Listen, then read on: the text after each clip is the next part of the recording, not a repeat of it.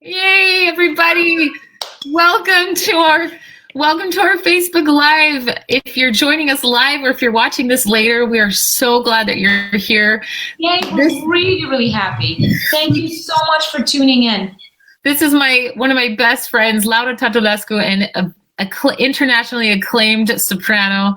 And I'm so excited to be welcoming you guys, my friends, my fans, and her fans, and we're coming together and we're going to answer your questions. So as we talk, please comment and let us know if you have questions about singing or classical music in general, or opera, or the life of an opera singer, or living in Germany in particular, or traveling around the world and how that is. And we've been everywhere.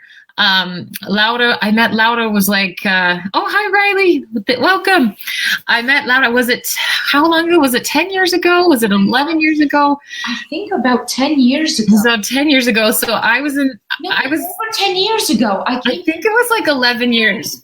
I was in the opera studio here in Munich, and Laura had just been hired from Vienna to come to Munich to be a part of the ensemble at the Opera House. And I met her, and I was still kind of a young singer at the time. And it was wonderful to watch her and be inspired by her. Do you remember the first thing we did together? I don't remember. It was Così fan tutte. Are you kidding? That's right.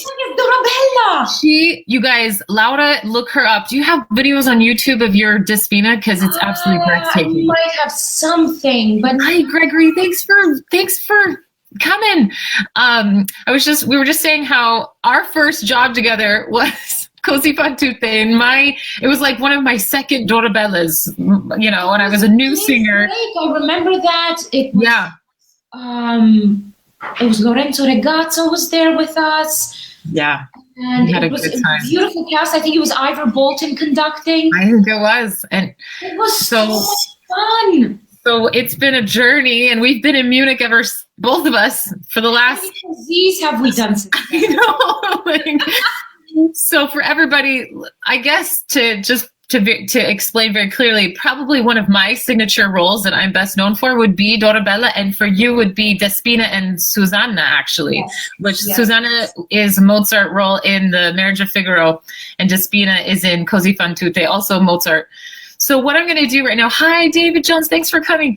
I'm going to give a quick introduction so you guys get to know Laura a little bit. She's she's an incredible colleague and friend, and has had an amazing career and continues to have an incredible career. You've sung all over the world. You've sung in Asia. Oh, hey, people coming on. Please write your questions as I give this quick introduction. Anything you guys want to know about singing, about me, about Laura, about what we do, anything. We're totally an open book for you guys. So...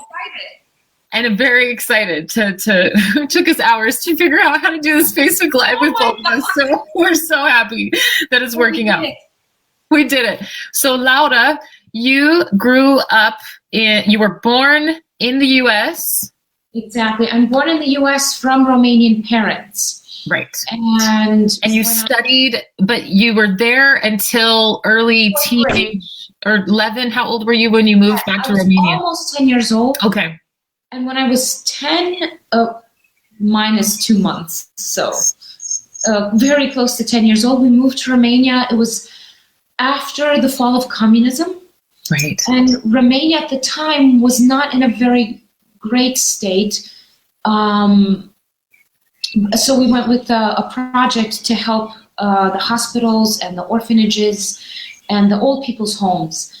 And that project was awesome. To last 3 years, but we ended up staying there.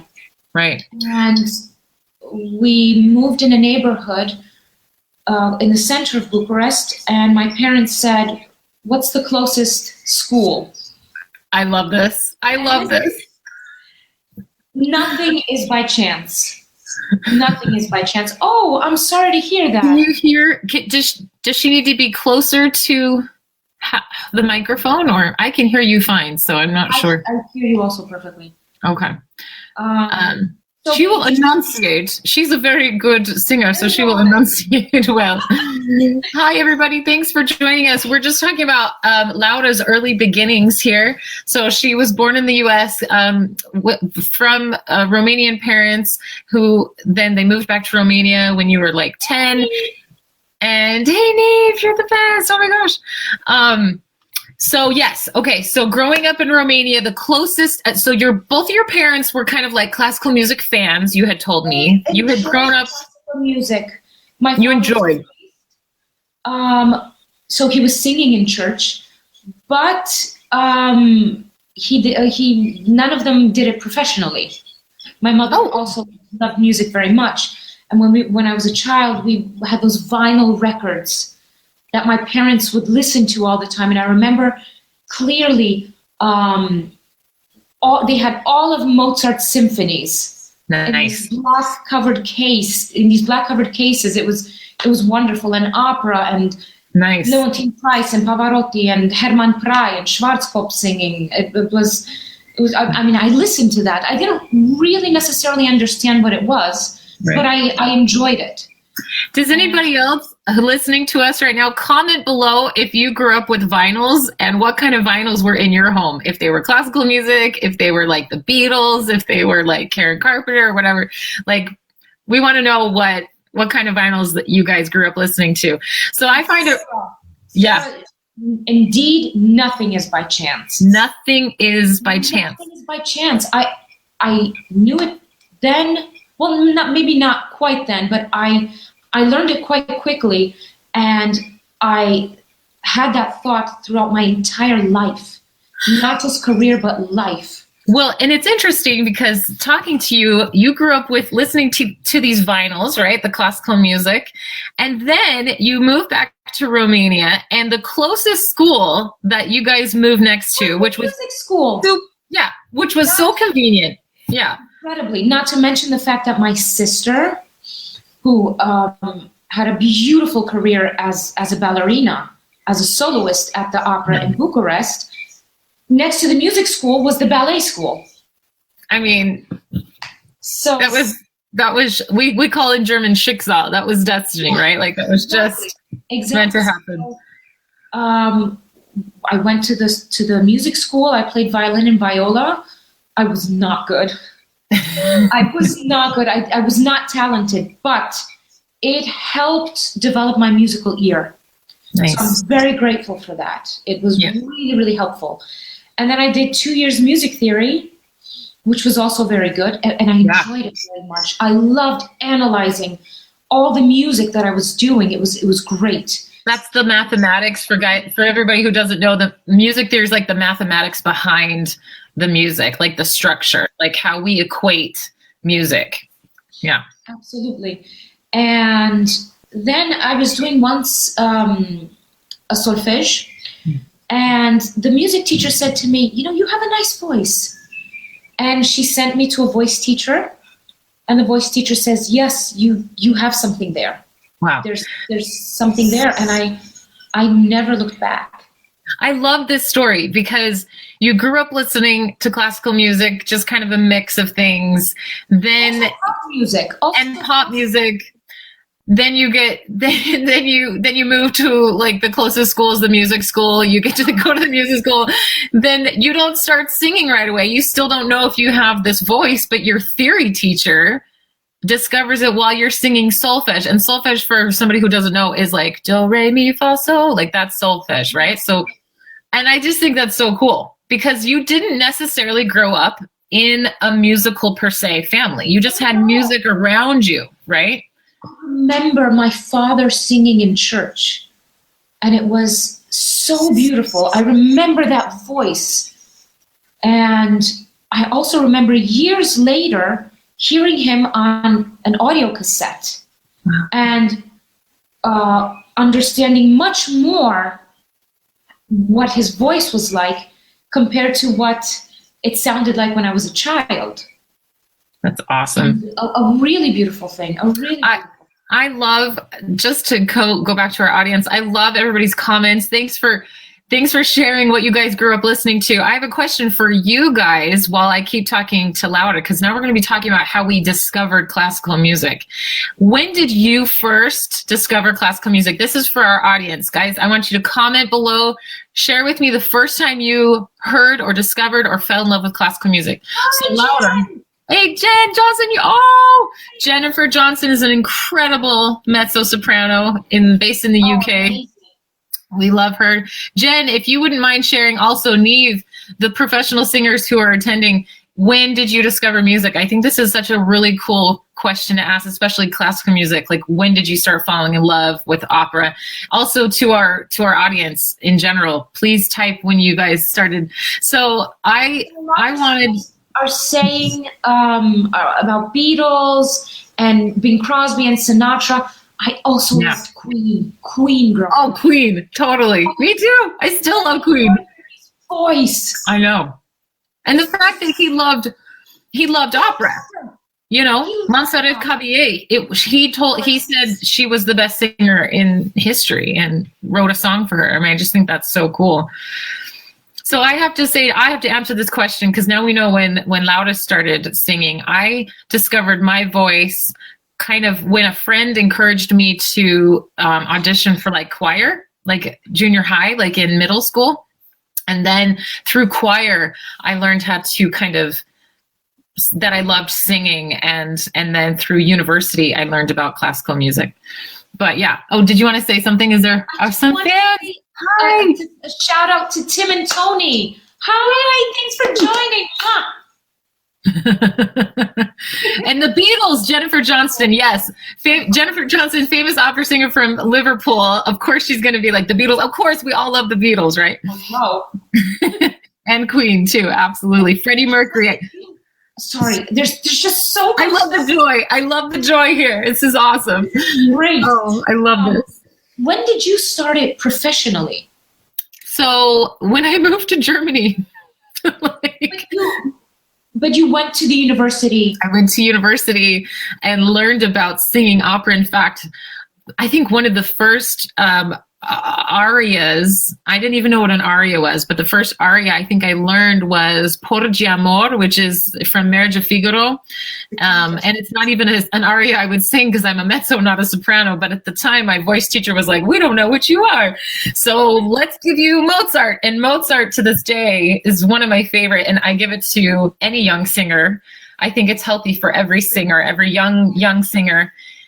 In their late teens, early 20s. And I learned, by singing Mozart, what it was, and it got me excited. Just from the Countess, I moved on to Cherubino, who's just, this 14-year-old hormonal boy. What is Cherubino? Which I loved, and I grew up with 5 brothers, and so that to me was like, oh, I can do this. Like, this is my jam. And even though it was in Italian, I loved the challenge of singing in a foreign language so that somebody who didn't speak that language could still understand what I was saying and feel the emotion behind opera. That was my challenge. That's what I still love today.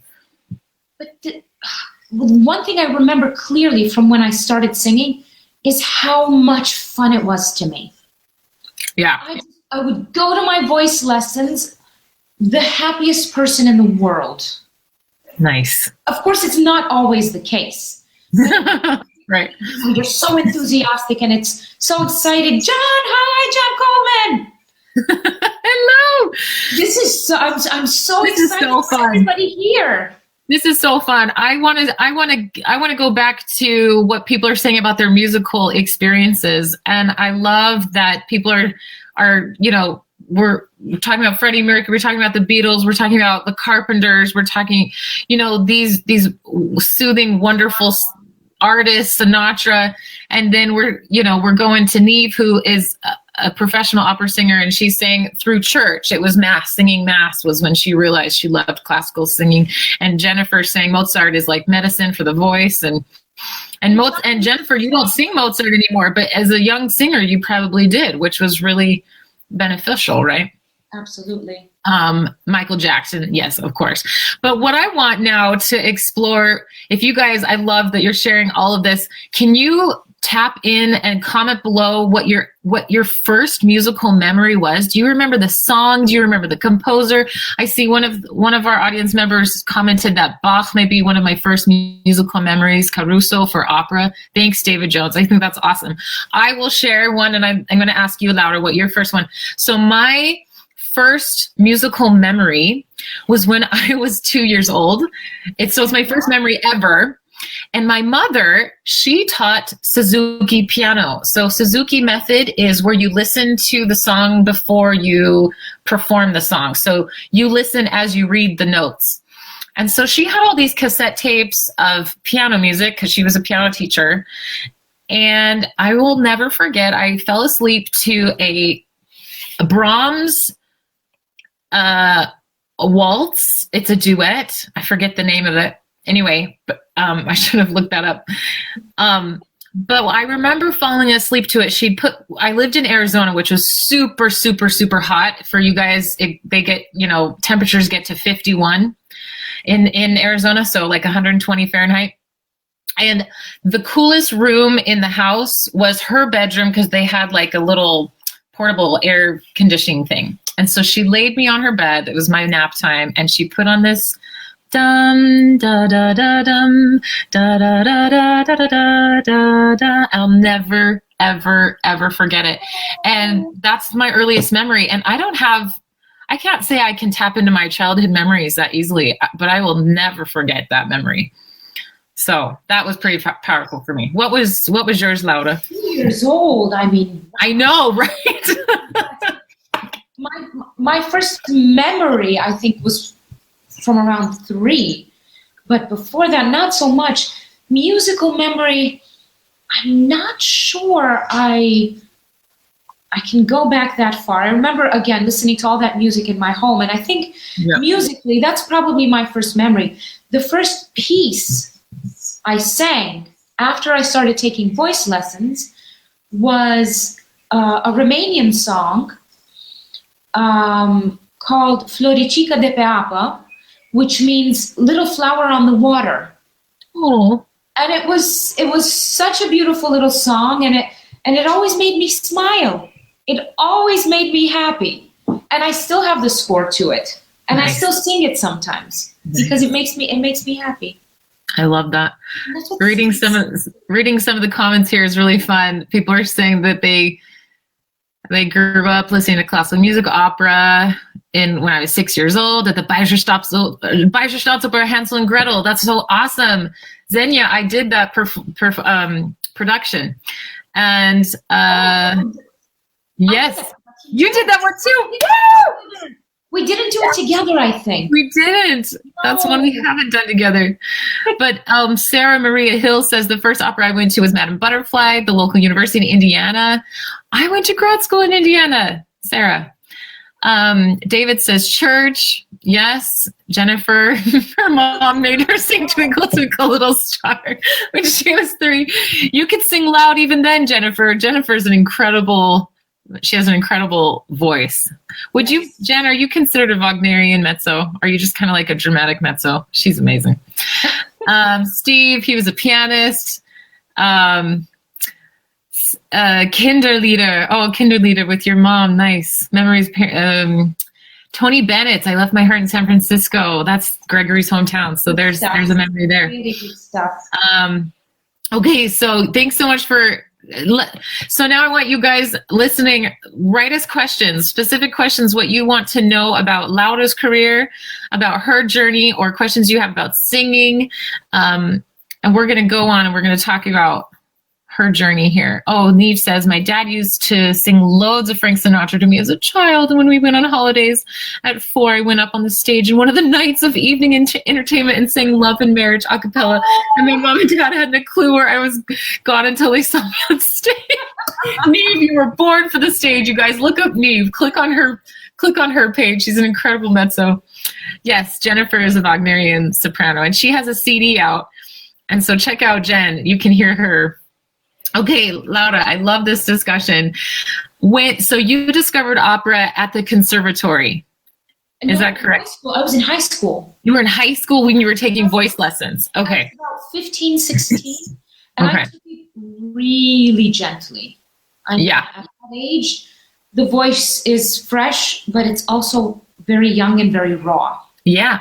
Yeah. Yeah. Yeah. I took it very easy, and I went to the conservatory. I studied singing. I did opera class. I did lieder and oratorio, and it was fun. And then I finished my master's degree at the opera, at the National Opera in Bucharest, with Faust. Nice. Oh, yes. It was a huge task. Yeah. I was 23, 22. Oh my gosh, to sing Marguerite. Wow. Yeah. But you know what? It taught me. It really taught me that, you know what? I need time for this. I need time for this. Yeah. And right after I finished, I went to Vienna, and I was hired at the State Opera in Vienna. And can I back up and ask you, when did you think or know that you wanted to have a career as an opera singer? As soon as I started singing. So as a teenager? Yeah. I knew it. To me, all right. There was always this voice in the back of my head saying, this is it. This is it. You found your... And this voice was telling me, you will make it. What this voice wasn't telling me was that it's going to be hard. But that's so great that the voice was encouraging. I've always had a passion for this. Yeah. Ever since I started, the passion was always there from the beginning. I love it. I think that's a key ingredient. Yeah. Yes, you have to love what you're doing. You have to have that passion, because when those difficulties hit, if you don't have the love and the passion for what you're doing, it'll be very difficult to continue. Very, very difficult. Guys, keep writing in the comments any questions. We're gonna go and answer Gregory's. He's asking, what do you both think about the notion of a signature role, and does that like limit you in some way, the fact that you have a signature role? I kind of label that. I just put that on us. I don't think the industry says, oh, your signature role is this, but I don't know. Maybe Laura, maybe you have a difference. No, I think there are roles that we do more than others. Mm-hmm. And that we're very good at. Yeah. But I think in the course of a career, we have more than one signature role. And yeah, because you go like every role, our desire is to make every role the best that we can. But do you think, and I know what the answer is, but just for everybody listening, why is it that we're drawn to certain roles? Maybe that's a great question. Why is it that I've tended to sing, I haven't even counted, like hundreds of times, Dorabella. You're singing Susanna hundreds of times in your career, Despina hundreds of times. Why is that? Maybe there are parts of the role that we can identify well with, or that we just particularly enjoy doing. Doing Susanna for me, or Despina, have been some of the greatest fun I've ever had. Absolutely. Some things are so engaging. Yeah. And these roles for me were particularly engaging. Susanna is on stage all the time, and there are so many different facets to her that I love. It's challenging, but it's exciting. So I would say I totally agree with you, and I think that as a performer, you have to enjoy the character, but as a singer, it has to feel good in your voice, and to have both of those things. And when it hits, like for me, Dorabella, fun, just fun, right? For you, Susanna, just fun. Vacation. Yeah. Like a vacation role. You're incredible. I don't have to worry. I go and I'm excited. Yeah. But it's not like that with every role. No. Some roles you have to think a little harder how to manage the voice through the role, right? Like also, I think a very good way of really putting the role in your voice and in your body, aside from the practice that we have to do on our own, which is immense, is rehearsing. When we have rehearsal time, it really works wonders, because really that helps. gives us the chance to really sing out, to really understand about how much of the voice I can give where I need to be careful, what I need to do. It really is extremely helpful. It's risky doing debuts when you've only had 2-3 days rehearsal. Yeah, which happens a lot here in Germany. So to go back to our, I did, sorry, what was? I did that in Austria at the Vienna State Opera. Yeah. I debuted as Pamina, and I think I had about 2 days of rehearsals. That happens a lot in Vienna, yeah. At the Staatsoper. Oh, Alice, hi! It's so nice to see you. Thanks. You guys, this is so great. So we're going to go back. So we have some questions now. Thank you, Sarah. You inspire us too. I love your guys' enthusiasm. Thanks for joining us tonight. And please keep your questions coming. Jennifer, our amazing colleague and mezzo-soprano Jennifer Johnson has asked, what roles would you both love to do that you haven't yet? Laura, I'll turn it over to you. Yenufah. I would love to sing Yenufah. I would love to sing La Voyman. Nice. I would love to sing Melisande. I would love to sing more Britain, more 20th century, even 21st century music. Right. I love that music. I love it. It has a real special place in my heart. And I would love to sing again. I've done it before, but I would love to sing again Blanche de la Force. Oh, yes. That was such a special experience for me, because not only is the role extraordinary, but that was a period where I met some incredible people, and those friendships have stayed. That's very special. This was 5 years ago.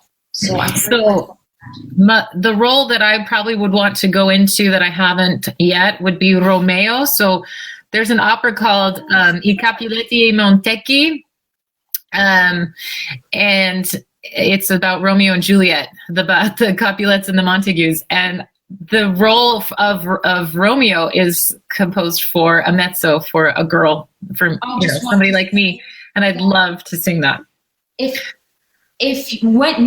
When you sing that, to everybody listening to us, whenever that happens, Juliet. Go see her, because that role it's like tailor-made for you. It would be fun. Would you be my Juliet, Laura? Maybe, who knows? I would love to be your Romeo. Eugenia's here. Okay, so moving on. Sarah is saying it's important to have passion. Is there any role that you guys love the most, so you can do it over and over, but each time you perform, you learn something new? So is that something? Absolutely. Yeah. Absolutely. I think that it also depends on where and how much time it is between the roles, but not only. If I think about it, I'm saying this out loud, so now I'm hearing myself, and it's incredible when you say something out loud, how you understand yourself in a different, understand things in a different way. Yeah. I have done Despina and Susanna so many times, and every time was different. But not only every series of performances, every performance in itself is different. Yeah. And if one night I'm not feeling well, I have to search really for a way to really make it work also when I'm not well. And I'm learning that, first of all, that I can, depending on, of course, how bad I'm feeling, because sometimes we just can't, and it's better to cancel. Yeah. But other times we can do it, but we really need to have a clear knowledge of what we need to do. I have a question for you regarding this. Do you find, because I do, that when you're singing Despina from Così fan tutte for like the millionth time, but you're put in with different cast members, right? Because that happens. We're not always singing with the same people, and you're being conducted by a totally different conductor, and you might even be thrown into a whole different production. Do you discover colors in your voice and through the character in that production with those people that you hadn't seen before? Of course, absolutely, because my voice will counteract with another voice. Will not counteract, will come together. Yeah. with a voice in a certain way and with another voice in a different way and with someone's artistry each time in a different way. So if someone is acting in a certain way and is more hyper or more excited or more, it's easy for me to play off that. If someone is more, very noble and a bit more static, I can play off of that too. And it's challenging in a good way. Yeah. Because it forces me to bring out much more out of myself that maybe I didn't know I had. Right. And I love this because this is what David Jones just asked. He said there's a bit of acting, choreography involved in what we do. Does that come naturally? What if someone can't sing but can act? Like, there's a lot of examples of, for me as an opera singer, a lot of people maybe don't understand that an opera singer has to really know how to act as well as sing well. Like, there's two sides to the coin, right? So for you, Laura, did you discover that acting kind of came naturally once you had learned the music and the role? Once I understood what I was saying, which is important, and languages are also very important for us. And not only what I was saying, but what my partners on stage were saying. Yeah. That's really important. Yeah. Once I understood that, it's like unlocking a door and going inside the room where you need to go. Yeah. It became so easy. Yeah, for me too. I love acting. Yeah. To me, that's so much fun and it's so exciting. I'd love to hear also from Neve, who's a mezzo, and Jennifer Johnson. If you guys can comment on how acting comes. Is it coming natural? When does it come easy to you? How do you learn about a character? How do you learn about a role? For me, I agree with you, Laura. Like, you really need to know what you're saying. And a lot of us, now you speak 5 languages, right? Like, you're speaking Italian, you're speaking Romanian, you're speaking English, you're speaking German, you're speaking French. Like, that's at least 5, right? Yeah, yeah. So Laura's a perfect example of an amazing opera singer. Now, I speak English and some conversational German, right?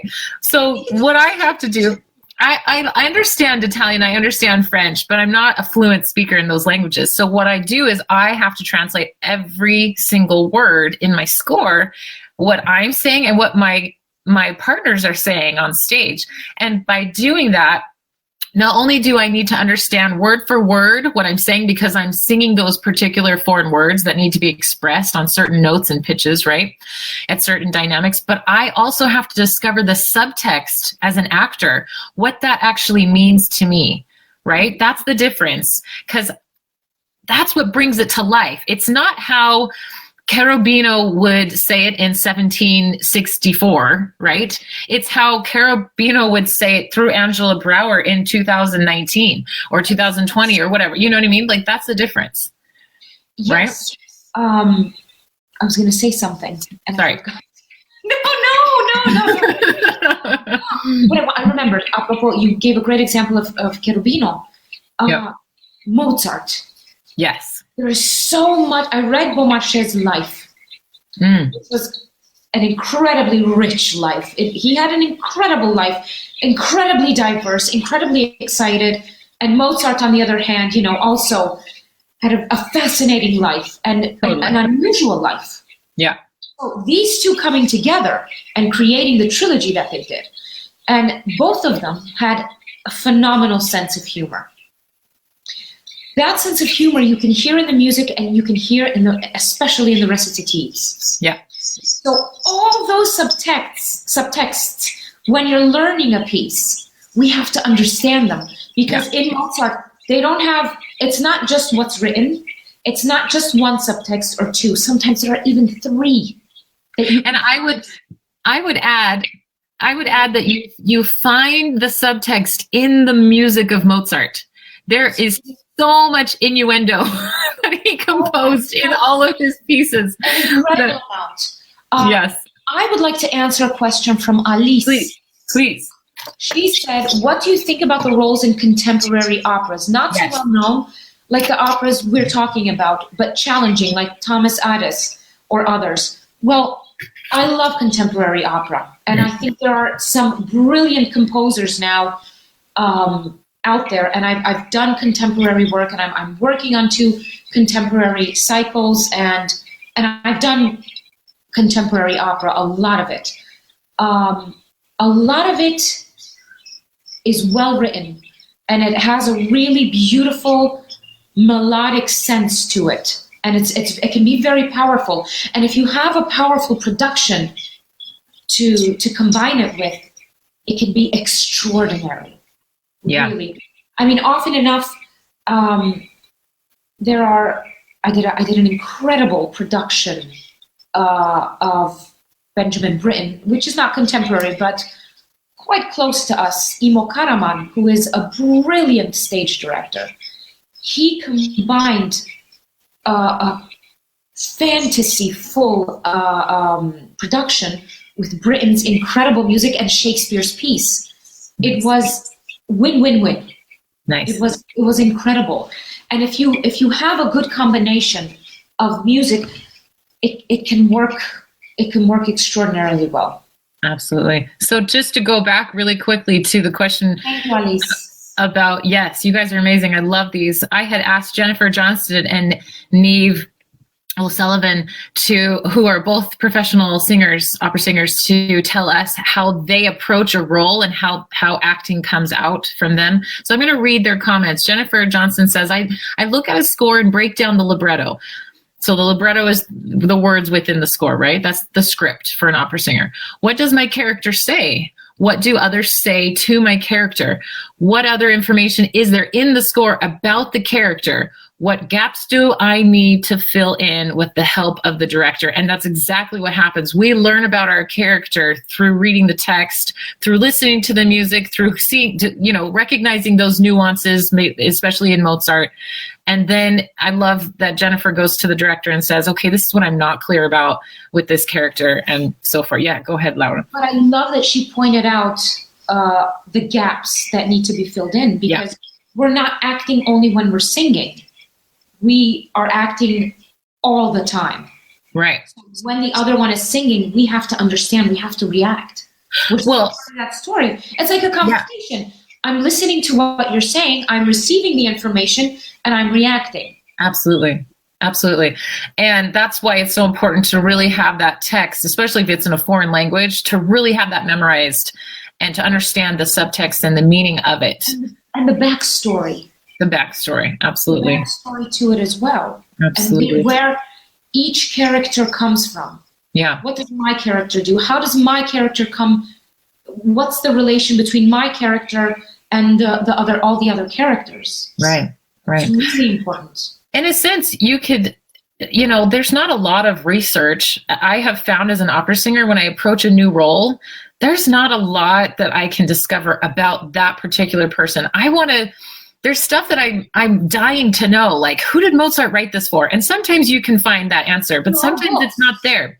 And so then you have to make up, like, who this person was and what their story was. And you can get that from the play that the opera is based off of a lot of times, and the libretto will tell you certain things, but there are a lot of open areas that you can say, well, this is how Angela's going to sing Susanna, or this is how Angela's going to sing Carabino, or again, this is how you sing it, right? So this is what makes us unique. Yeah. Because we act out these characters aside from the uniqueness of each of our voices, because each voice is unique, and our souls speak through our voices, speak through our souls, and our souls speak through our voices. Right. And, well, and I don't know if people realize that we have to do a lot of research, and that we have to make a lot of decisions, that it's not just simply laid out. Like, I think, somebody could compare maybe kind of a modern play. They have a lot more information than like an opera that was written in the 1700s, or even a Shakespeare play, right? Like, you have to rediscover who this character is, and how you're going to portray this character, and how does this character relate to the modern day society, and how is it relevant? Because I think that's what's exciting about opera.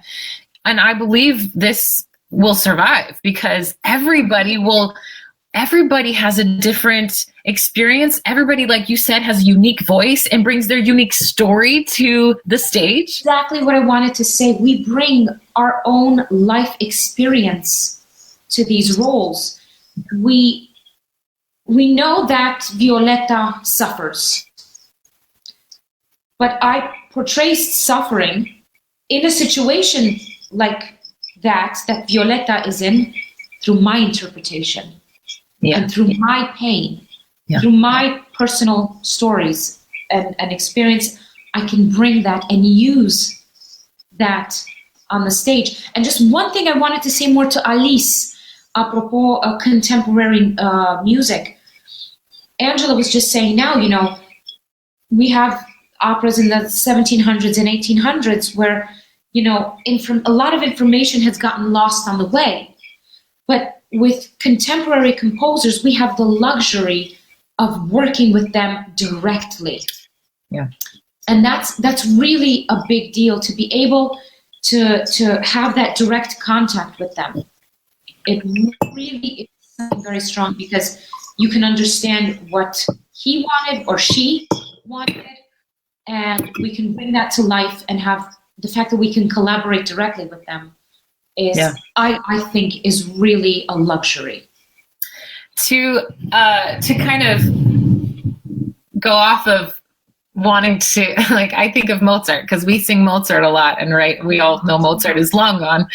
But to try to understand him, because I would have loved to collaborate with Mozart, right? So what I did was I bought this book the other day. This book is all of his letters that he wrote. That is brilliant. And hold on. If we're doing that, this is the show and tell portion of the interview. I can't bring all of my books because I have a ton. I love it. But this also. Nice. This is not necessarily, this is about the women in his personal life, of course, them too, but the women in his operas. Yeah. And also his travels. It's so well written. And Jane Glover, who is a conductor and a Mozart specialist and Handel specialist, also wrote a book on Handel.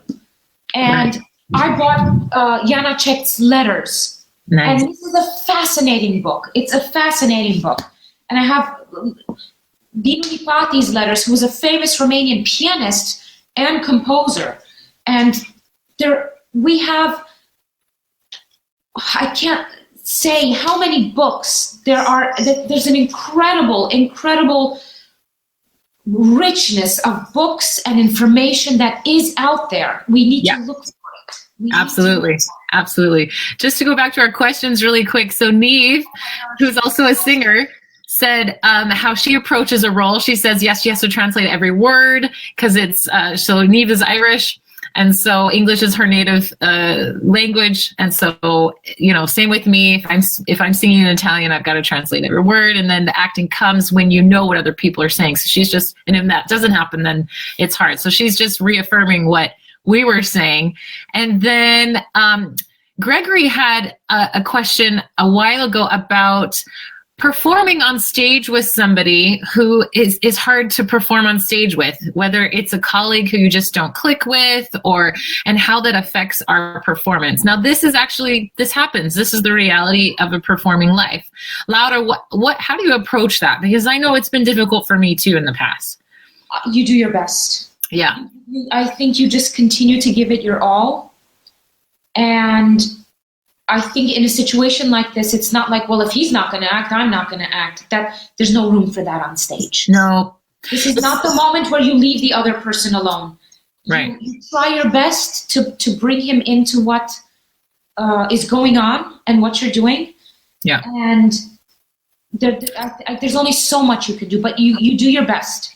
Now, when I was speaking to Laura yesterday in preparation for this interview, she gave a really cool comment from a Romanian composer about serving the music. Yes, I remember in high school, I would enter my high school and there was a banner that said, "Don't use the music, but serve it." And And I thought that was really beautiful. And this is coming from a pianist and wonderful composer, Dinu Lipati. That's the name of the high school also that I went to. And nice. I actually have his letters here, apropos letters. I love it. And to see that how modest, and he's one of the most appreciated, he died a long time ago, but he's one of the most appreciated Romanian pianists in the world. And reading his letters, when you read someone's letters, you understand a little bit more about who they are. Yeah. And you see how modest and how humble he was. And not just him, artists on the highest level are incredible. A lot of them are incredibly humble, and that is inspiring to me. Well, and going back to that quote can fuel us and motivate us to not let a distracting colleague or conductor or something like that throw us off, because that's not serving the music, right? No, of course not. Of course our ego can't get involved. We can't. No. Some things are going to affect us. We're humans. We sing with our hearts and our voices and our bodies. Yeah. And even if we weren't singers, when someone says something to us that hurts us, we have a reaction. We have a physical reaction. And when that happens, when we have to sing, that can be difficult. Absolutely. It's not always easy. But this is something you learn to deal with. Absolutely. In time. Jennifer and Neve, if you have comments or any other singers who have joined us, let us know how you guys approach something like this, because this is the reality. Ian Bell, an incredible composer based in the UK. He's amazing. I'm collaborating with at the moment. Oh, that's fantastic! Yes, he wrote a gorgeous song cycle that we've been chatting about, and I'm very excited about it. Ian, check him out. Go on his Facebook page. He has some incredible music. He's written several operas. Phenomenal operas. Phenomenal. Performed in incredible places. Very moving, and the kindest, most wonderful person you'll ever meet. We're getting some really fun questions. So Ian sent in a really cool question that I think is kind of fun. Would you like to answer this, Laura? Is there a male role that if you could sing, you would?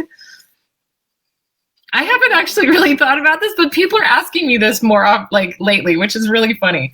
I think something really out there, like Loge in Rheingold. Ooh. I don't know, something exciting, something kind of or a character role. Yeah. So the thing that comes to mind, I have to be quite honest, which I don't know what this says about me, but I would want to sing Scarpia in Tosca. Like, exciting. He is like the best villain I know of. Like, if you guys have seen Tosca and the scene where he's singing in the cathedral as he's planning the death, it gives me chills thinking about it. And I saw that. Where did I see it? I saw it at Covent Garden with Bryn Terfel, and it blew my mind. Anyway. Oh, what a great answer! I know, right? I know, right?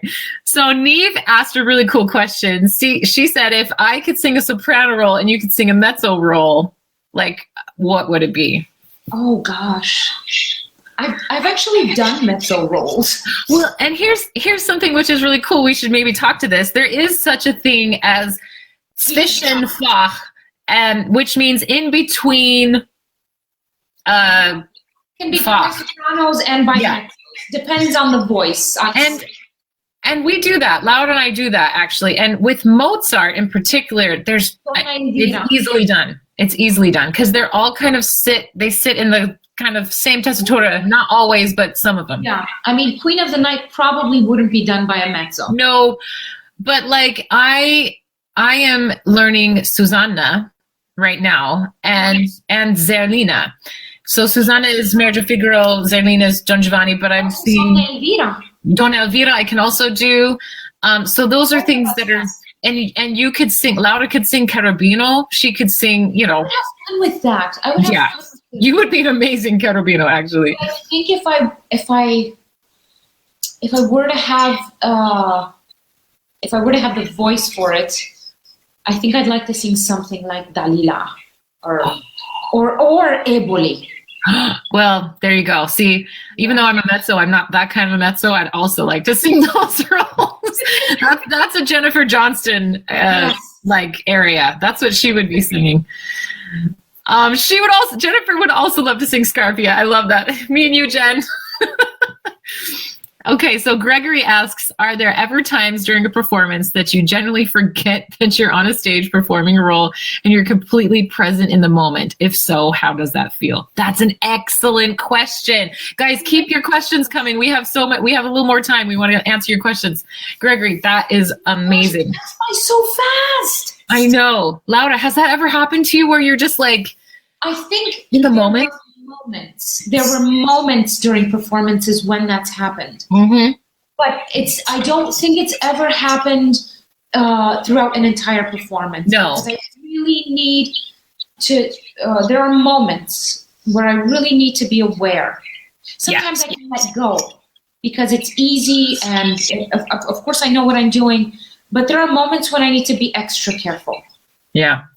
So those are the moments where I try not to let it show that I'm concentrating now, but I do need to do that. And that's where artistry comes in. Totally. Okay? There are difficult phrases coming up, but no one needs to see that I'm preparing for it. But mentally inside, I need to really focus. Well, and to also speak to what you're saying, Laura, is maybe to the people who, to help them understand a little easier, we have to check in with the conductor all the time. So we're focusing on making sure we are in time with his beat. So there are moments when you can get lost and like really enjoy and be in the present, not lost, but be in the present moment. I would say like be in a flow. But then there are those moments when what Laura is saying is, you've got to check in. You've got to be really concentrated. You've got to be careful. I always say it is an absolute miracle when everything on stage is going well. Everything in the orchestra pit is going well. Your voice is working amazing. You're totally with the conductor. He's with you. He's breathing with you. He's giving you what you need.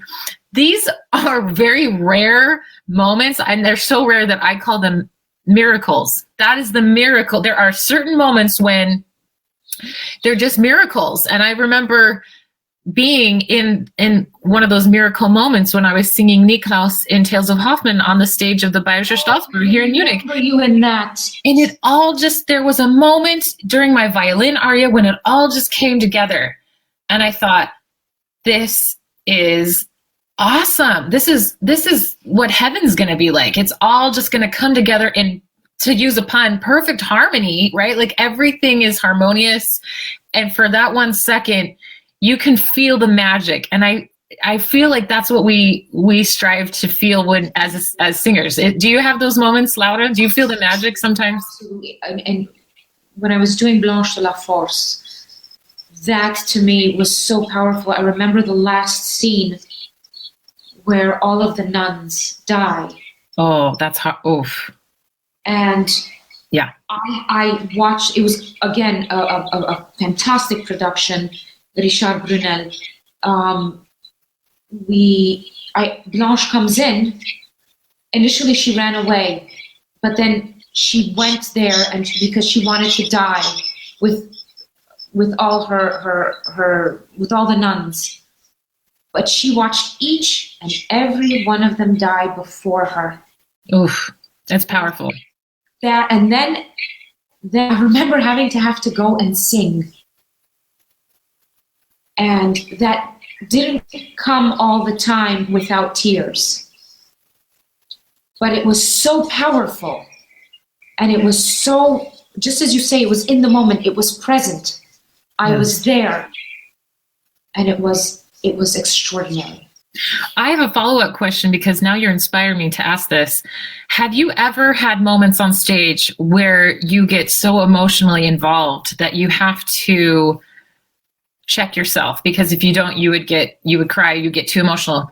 And I ask this because this is what opera singers have to do all the time. The music can be so moving sometimes that if we get too emotionally involved, we would cry. As a spectator, I would cry. But if I cry on stage, I can't sing, and that's being selfish, right? So how do you find that middle ground, or have you had that experience? This was the last scene, and I had very little to sing after that. So I allowed myself that. Yeah. But there are other times when I in my head, it's like a silver lining.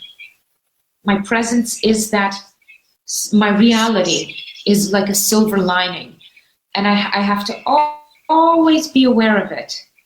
So there have been moments where I had to be like, okay, don't go there, because it can be tempting. Yeah. It can be really tempting to go there, but to completely lose myself, no, not. No, there always has to remain a sense of control. Absolutely. Has that happened to you, Jennifer or Neve, other professional singers in our chat? If you can answer that question, because for me, it happened.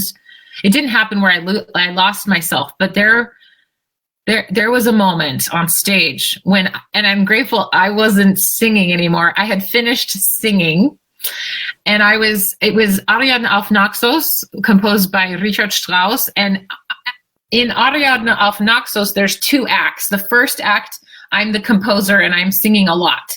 The second act, I'm not written into the score, so I'm actually not singing. But I've done productions where I've been on stage and I've been acting for the entire second act. We did that together. Yes. Now, there was a production in Glyndebourne that I did of Ariadne auf Naxos, where Lisa Davidson was singing so beautifully. I started crying, and because I was reacting to her on stage, and it was such a touching moment that it was totally appropriate for me to cry as an actor on stage. But it actually just happened naturally because it was so beautiful. And I really enjoyed that, because I didn't have to worry about singing, and it wasn't like I could just be an actor. And that was so freeing and so wonderful. So Jennifer says, yes, it's tough. I find it hard to swallow the emotion when singing Dido's Lament and Purcell's Dido's Lament. Guys, look that up on YouTube if you haven't heard it. Ever written. Jen, is that on YouTube? Do you have a recording, or would you just recommend Jessie Norman? Because that's also on YouTube. She's amazing. David said this would make an amazing and quite popular internet radio show. So books. Opera classical books. I have another book recommendation, which for singers is incredible. It's called, and I think you have it too. I think we talked about this. Wait, are we gonna go? Look at us, you guys! Twins! The book has every possible situation, and I recommend it highly. Look this up. Yes. Janet Baker, yes. Janet Baker, of course. Of course. This book is incredible, really. And there are so many books. I love reading singers' biographies. Oh, yeah. Understanding, because every journey is different. And every journey is very particular. And I have that book. I have it signed. I'm very happy about that. This is a great book. This is a good one. I also have Jennifer Larmore's book, Deborah Voigt's book, Angela Gheorghiu's book, of course. So many singers and Romanian singers' books. This is wonderful to me to understand and to see how different every single path has been for each of these artists. And there's no rule. I don't think there's one rule and one recipe. It's our own, and really finding our own voices and finding who we are and what is best for us. How can I bring out the best in me through what I do? That's really inspiring, not only for singers, if we're talking to singers or musicians, like to not compare yourself to other people, but also as human beings.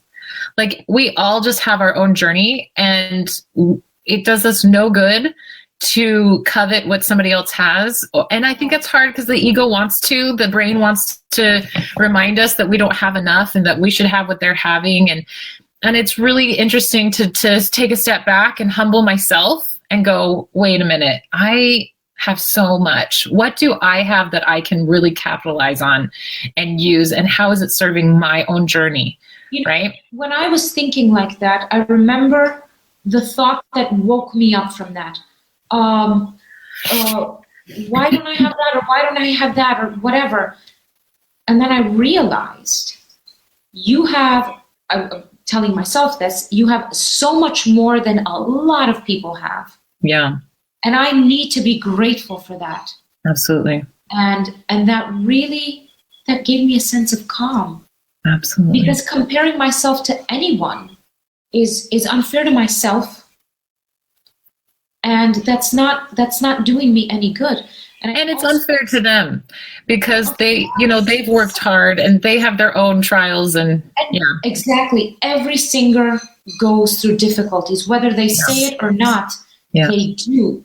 Yeah. So I think that's important. And I think it's also important the church bells are ringing. Yeah. I think it's really important to know that we are artists and we are singers and we're performers, but having an off night, that does not mean we're less of a human being. Yeah. That doesn't make us lesser humans. And I think sometimes we need to remind ourselves that because we see ourselves through the artistic glass, through the artistic mirror. Yeah. But we're also humans who we're all just having a human experience. Exactly. We clean our houses, we cook, we do everything. Yeah, we're normal. Yeah. Laura, how are we doing on the delay? Do you think people are apparently 25 seconds. That's not bad at all. Yeah. Okay. So we have time for one more question, and Sabrina joined us. Sabrina is my good friend. She's joined us now, and she has an amazing question, which I think is very powerful. Can you tell on stage when the audience is really touched and emotionally involved? I think you feel the energy of the audience. Yeah, always, I agree. Always. And there are times when the audience is maybe not so engaged, and sometimes they are, but you feel it right away. Yeah. I remember doing Così fan tutte performances, and I don't know what I'm saying or what I'm doing, and then I instantly hear a lot of laughs. and this is the thing that only live performance can give you. Yeah. This energy, this exchange of energy between artists and audience, and it's incredible. It's real, you guys, and actually, it's very palpable. Palpable. Palpable. I can't say the word. You can cut it like a knife through butter. That's what I want to say. Like I can feel your energy as an audience member, and I want you all as spectators to really understand that we love having you, and we miss you right now. We're not able to interact with you. We need your energy. We need that. And it's like a beautiful relationship. You need us. We need you. We're here to inspire each other. You guys play a huge part in our evening's performance, just so you know. How nice to see you. David Jones has a question, which I think is really interesting, and then we can wrap this up. I just want to say thank you for joining us tonight. Thank you for all your questions. We're going to end with, here's a question for both me and Laura. What are the operas one must absolutely associate themselves with, including gateway operas? Like if somebody's new to opera, Laura, what would you say like they should look into? I would say something on the more comedic side, on the funnier side. For that, I would probably recommend Figaro. Oh, yeah. Marriage of Figaro, right? I would say Marriage of Figaro, yes. Yeah. Yes, definitely. I would say Marriage of Figaro, which is Mozart, or Barber of Seville. Oh, of course. From I said Rossini. Rossini, so I don't have it so close to my Right. But definitely, Yeah. because they're engaging, they're funny, Yeah. and there's never a dull moment. If you want to cry, I would suggest Bohème, La Bohème, Oh yes. or La Traviata, definitely. I would say Dialogues of the Carmelites. That's a little for a newbie though. That's a little harder to swallow, I think. But I am very touched, but it's not it doesn't flow as much. It's not as like easy to swallow, right? I would say. I gave a DVD of the Carmelite production from here to a friend, and she's quite a newbie, and she was very impressed. There you go. You just never know. There's all types. They relate differently in different ways to certain things, and this is also for an audience member. They also bring in their life experience. Yeah. To them. So they're going to feel something in a different way than the person sitting next to them does. Absolutely. They're going to relate to it differently and feel it differently, and this is the beauty of it. Yeah. It's so diverse. Absolutely. You guys, I could keep talking. Oh my gosh, I have so many questions. We could talk about. There's so much I want to. Let's do this again. This was so much fun, because next time I want to know what the audience, what operas touch them, what has moved them, why they go to the opera, what they expect when they go to the opera. I want to hear from you guys. So I think, go to the opera? Why do you go to the opera? Comment below this video. I mean, I don't know how long we want to go, but like we're going to end, but I want to hear your comments, because I think we can learn from each other. And I'm so inspired by you, Laura, and I'm so inspired by your artistry. I can only say the same. We've done quite a few productions together. It's always been an incredible joy and experience just hearing you and witnessing what you do. I feel blessed that we know each other and that we can communicate and connect in this way. And of course, it starts with a friendship. Absolutely. Well, that makes this easy. It was easy to be your friend. You have this light, this radiance, this love, this genuine authenticity about you as a person. And I love that quote from the quote that you shared about serving the music, because that epitomizes what you do, Laura. When I watch you on stage, when I listen to you, when you give recitals, I've seen her in concert, you guys, I've seen her in recitals, and I've seen her on stage as an audience member and as a colleague on stage. And her heart is always serving the music. And that brings life to the notes on the page. And that's why I go to the opera. I want to see that. So thank you for providing that for me. Thank you, Angie. Thank you so much for this, for giving me this opportunity to talk, and for this incredible discussion. And thank you to everyone who tuned in. And very, very interesting comment, Michael, about the Carmelites, by the way. Oh yeah. Yes, this art form is so special and so unique. Yeah. And what it brings us is it can't leave you feeling indifferent. No matter what it is. Hi, Alex, Cesara. I miss you too. Oh, thanks, Jen. Thanks, David. Thanks, Gregory. Thanks, Alex, Michael, Sabrina, Sarah, everybody who has come. Neve, thank you so much. Please comment. Yes, please comment on our pages. Comment. We want to hear from you. We want to hear why you go to opera, what you're wanting to see. What can we as opera singers do to help you have a great experience? Like, we're doing our best. What do you guys want, and how does it move you? So comment below on our pages, like Laura's page, like my page. We're gonna keep giving you guys content. That's my goal. Laura's on board. We're so excited to see what happens in the future if we collaborate on some projects to kind of get that out, so we keep this dialogue going. I think this is a really fun dialogue to be having. There's so much to say. That's the beauty of this. There's so much we can say, and it's so exciting. Yeah, it's so exciting. It can't be said enough. Yeah, and we love you, and we We miss you guys as an audience. So much. We feel your love. We feel your support. We want to hear from you. So please comment, send us messages. What do you guys want to know about opera? What do you want to know about anything about what we do? We are Alice, open. I can't wait to see you. I'm so I know. Thanks so much, Gregory, Maria, Alex, everybody, Ed. Yay. You guys are so awesome. We love you. And Laura, thank you so much. And I will see you for another tea date one of these days. I can't wait. All right. Take care, everybody. Stay safe and healthy. And write us. Let us know how you're doing. Okay. Take care. Thank you so much. Bye.